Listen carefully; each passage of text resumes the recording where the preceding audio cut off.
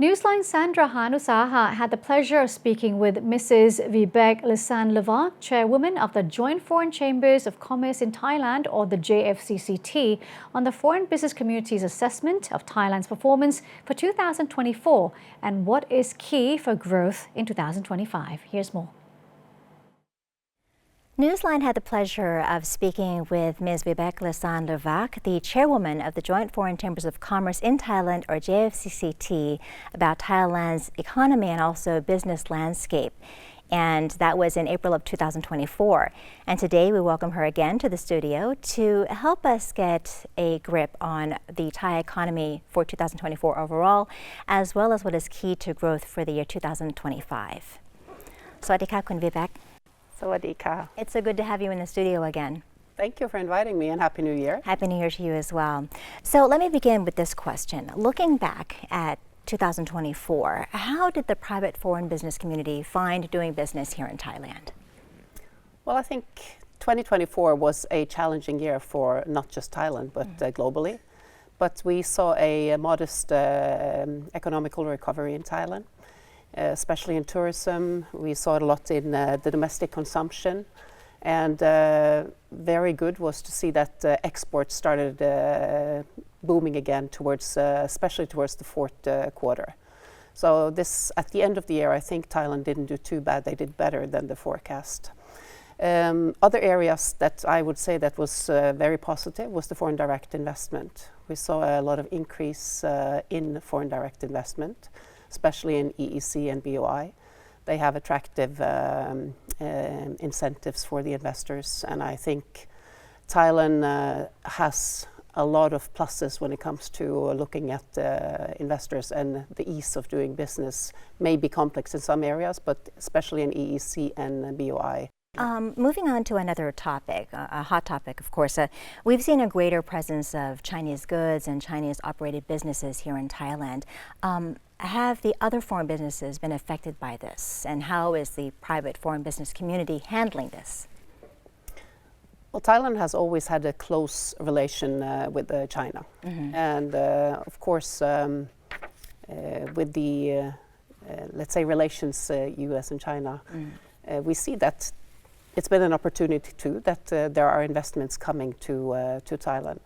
Now, of course, it's been a lot of competition coming with this too. And I think it's important that Thailand realize that competition needs to be even. So we have to look at new investment versus investment that is already here. If we look at EV, for example, both Europe and Japan have strong investment already in the automotive.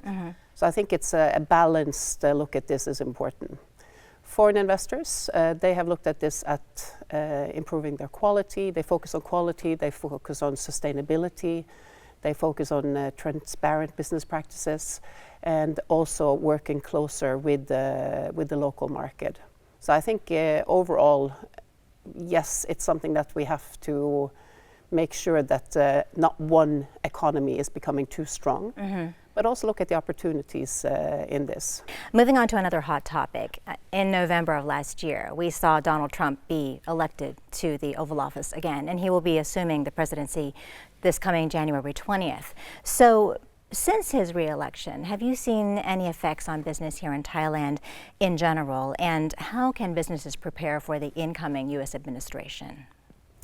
I think it's a little bit early. I think we have to allow him to come in the office first. But I think when it comes to businesses, we need to be ready. We need to be ready for possible change in tariffs, possible change in business climate. And I think this is something that both small and big companies need to be ready for.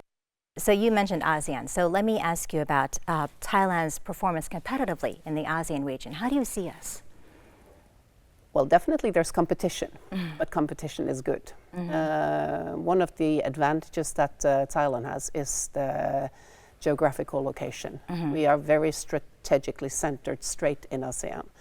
So as long as the government focus on ease of doing business, it will require some regulatory reform. It will require that they focus on speed in changing laws where it affects ease of doing business.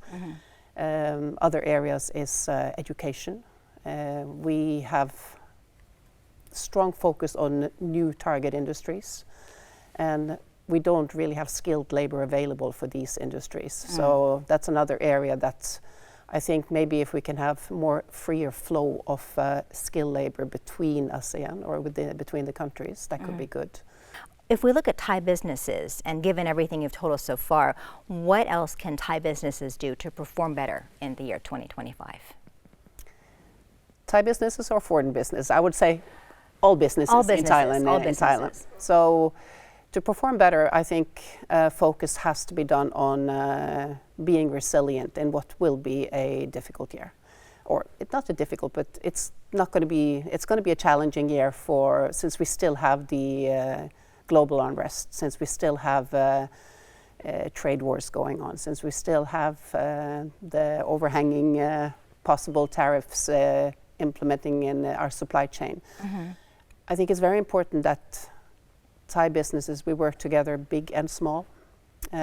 We look at making sure that the SMEs don't fall behind. Speaking of building the workforce for tomorrow, if I can add another question, we're seeing increasing use of AI, technology, robotics, automation. People are losing their jobs to these things, are they not? And what is their... I don't believe it's a competition. No? I think if it's used the right way, I think it actually adds to our competitiveness. It adds to the speed of work. But we need to train how to use it the right way. So if we use AI in a clever and let's say productive way, then I think we will also create new workplaces. Okay, so I don't think that's encouraging. I don't think it's competition. I think it's just a matter of using it the right way. And so, are there any final words you'd like to share with our audience? I think be resilient. It's important to be resilient. It's important to realize that business still is challenging. But I think together with the right changes and the right reforms from the government and with the knowledge sharing from the private sector, we can make the positive change and make sure that Thailand stays strong. Okay, thank you so much for speaking with us today. ขอบคุณค่ะ